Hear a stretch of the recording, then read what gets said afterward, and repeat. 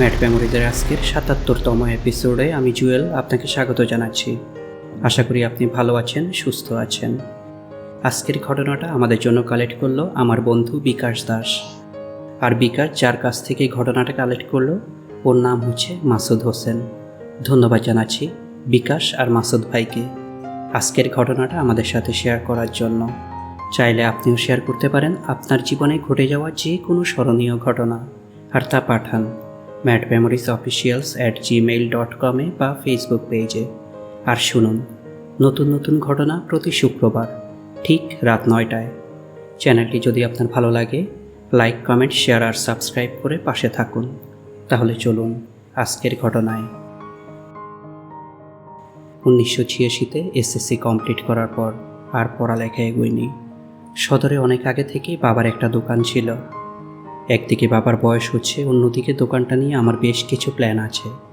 আমার বিশ্বাস দোকানটা ঠিকভাবে চালানো গেলে এই দোকান থেকে ভালো উন্নতি হবে। তাই বাবার সাথেই যোগ দিলাম। বাবার সাথে যোগদানের কয়েক মাসের মধ্যেই পুরো ব্যবসাটাকে চাঙ্গা করে ফেললাম। তারপর 1990-র দিকে সদরে তখন আমাদের তিনটা দোকান।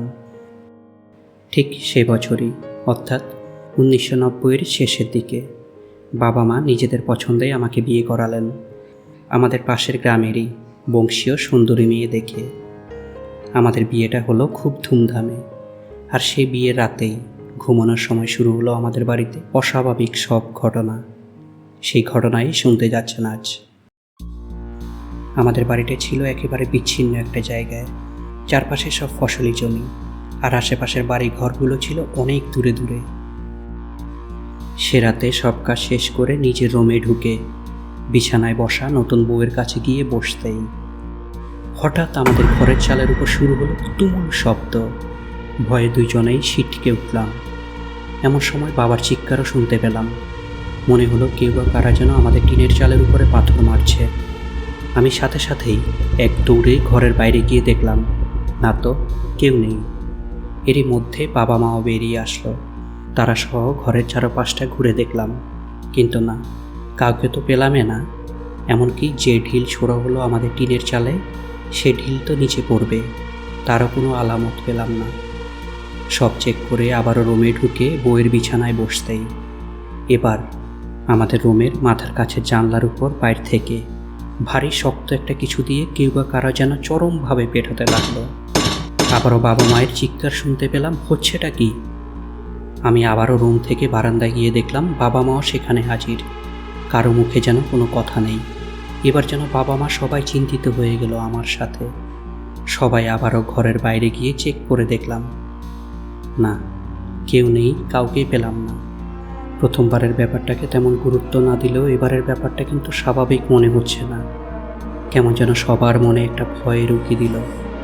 হচ্ছেটা কি এত রাতে এই নির্জন বাড়িতে? তারপর বাবা দোয়াদুরুদ করে আমাকে আবারও নিজের ঘরে যেতে বললেন। তৃতীয়বার আমি আবারও নিজের ঘরে ঢুকে বিছানায় বসা নতুন বউয়ের কাছে গিয়ে বসতেই এবার শুরু হলো আরেকটা নতুন ঘটনা। ভয়ে বুকের ভেতরটা কেমন যেন মোচড় মারল। আমাদের ঘরের চারপাশে যেন এক পাল কুকুর একসঙ্গে জোরে জোরে চিৎকার করতে শুরু করলো। কুকুরগুলো সে কি ভয়ঙ্কর চিৎকার! কিন্তু এত কুকুর একসাথে কোথা থেকে আসবে? আর হঠাৎ আমাদের বাড়িতেই বা কেন? সবার মুখটা কেমন যেন থমথমে। বাবা অনবরত সূরা পড়ে যাচ্ছেন, যদিও বাইরে যাওয়ার সাহস আমার হচ্ছে না। তারপরেও দরজার কাছে যেতেই বাবা ইশারায় নিষেধ করলেন দরজা খুলতে না। তাই বারান্দার জানালা খুলে বাড়ির উঠোনে তাকাতেই দেখলাম উঠোনে একটাও কুকুর নেই।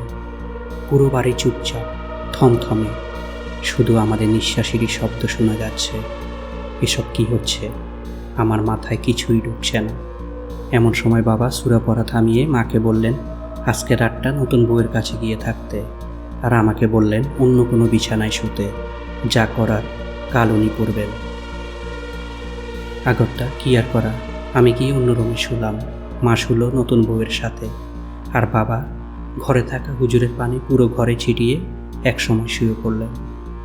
সে রাতে আর কিছুই ঘটল না।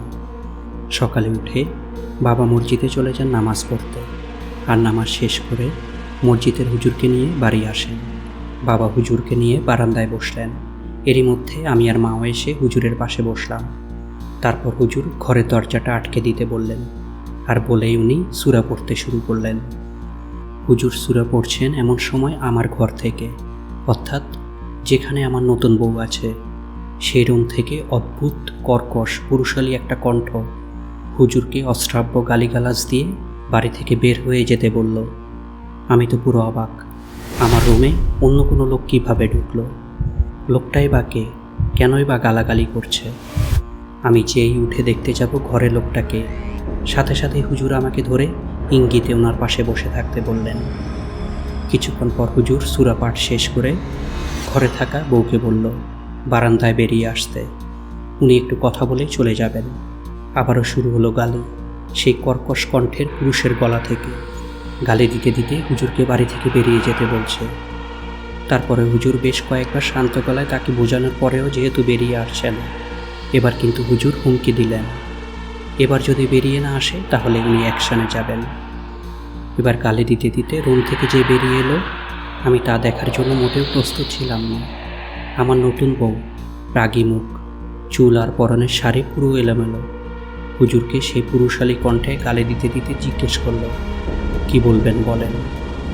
আমি ওর সেই চেহারা আর কর্কশ কণ্ঠ শুনে পুরো ভয়ে আঁতকে উঠলাম। রুম থেকে বেরোনো মাত্রই হুজুর কিছুটা দূরেই একটা চেয়ার দেখিয়ে নতুন বউকে বসতে বলেই প্রশ্ন করলেন, কেন এই মেয়ের উপর ভর করা হলো? সেই পুরুষালী কণ্ঠটা তখন যা বলল তার সারমর্ম হচ্ছে এই মেয়েকে ওর খুব পছন্দ এবং ওকেও বিয়ে করবে। ও ছাড়া অন্য কারো সাথে বিয়ে ও মেনে নিবে না। হুজুর তখন আমার বউয়ের উপর ভর করা সেই মন্দ আত্মাকে তাড়ানোর জন্য নানা দোয়া দুরূদ পড়তে শুরু করলেন। অনেকক্ষণ পর হুজুর সেই মন্দ আত্মাকে তাড়াতে সক্ষম হলেন। তারপরে হুজুর আমার বউকে একটা তাবিজ দিয়ে বললেন সব সময় পড়ে থাকতে, আর আমাদেরও আশ্বাস দিয়ে বললেন আর কোনো সমস্যা হবে না যদি না তাবিজটা সবসময় আমার বউ পড়ে থাকে। তারপর অনেক দিন আমরা সুখেই ছিলাম, কোনো সমস্যায় পড়িনি। বছর ঘুরতেই আমাদের সংসারে খোদা একটা পুত্র সন্তান দান করলেন। খোদার দরবারে শুকরিয়া জানিয়ে বেশ সুখেই চলছিল। কিন্তু এই সুখ বেশি দিন আর স্থায়ী হলো না।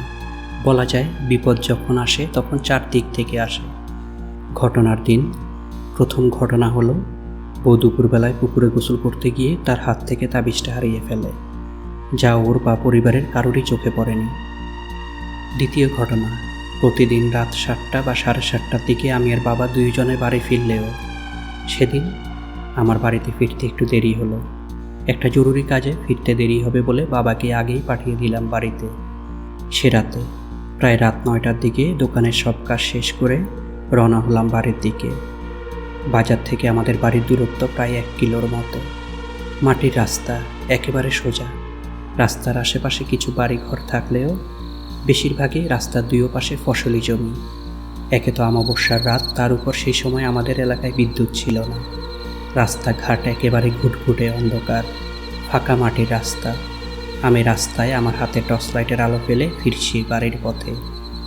বাড়িতে ঢুকে দরজার সামনে দাঁড়াতেই ঘরের মধ্য থেকে বউ আর মায়ের গলা শুনতে পেলাম। মনে হলো বাবু যেন ঘুমিয়ে আছে, তাই ওরা গল্প করছে। আমি দরজায় কয়েকবার নক করার পর বউ এসে দরজা খুলতেই আমি জিজ্ঞেস করলাম, বাবু কি ঘুম? ও তখন অবাক হয়ে আমার দিকে তাকিয়ে বলল, বাবুকে তো এইমাত্র তুমি আমাদের রুমের দিকে নিয়ে গেলা, তাহলে এদিকে কিভাবে আসলা? আমি সাথে সাথেই বললাম, কি বলছো তুমি? আমি তো এইমাত্রই ঘরে ঢুকলাম। এমন সময় মা আমার কাছে এসে বললেন, এ রাতে তুই কি ফাজলামি করছিস?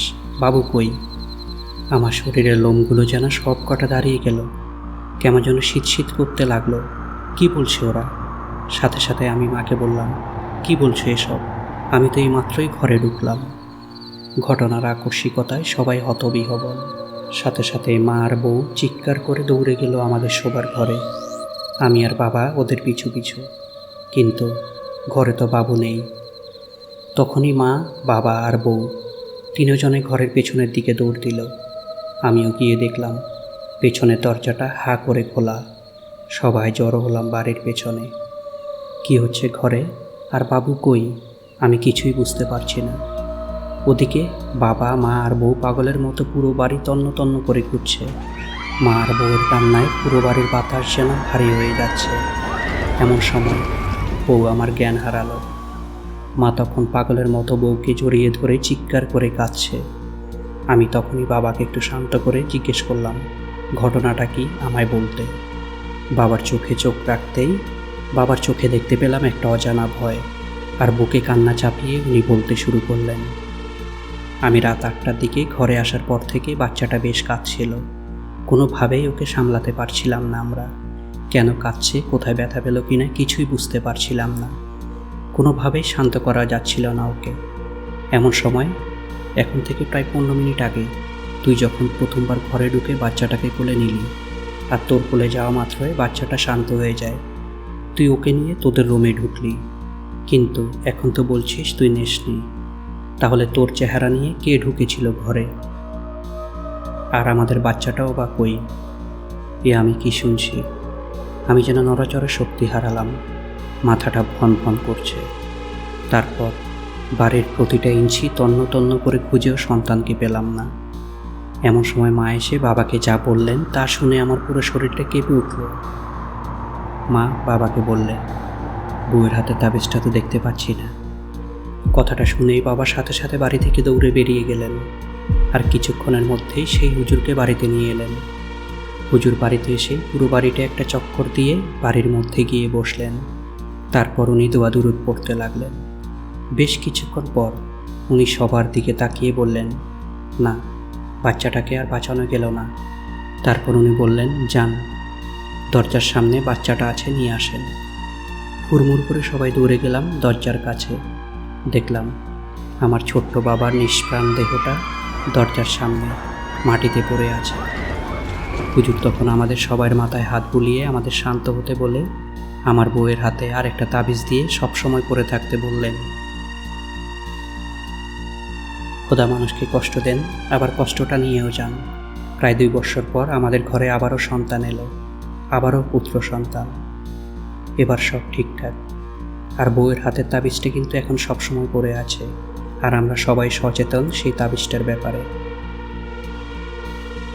এই ছিল আজকের ঘটনা। কেমন লাগলো কমেন্টসে জানান। ভালো লাগলে লাইক আর শেয়ার করে দিন। সময়টা ভালো কাটুক আপনার, সুন্দর হোক আজও আগামী। শেষ করছি আজকের এপিসোড। ভালো থাকুন, সুস্থ থাকুন। ধন্যবাদ।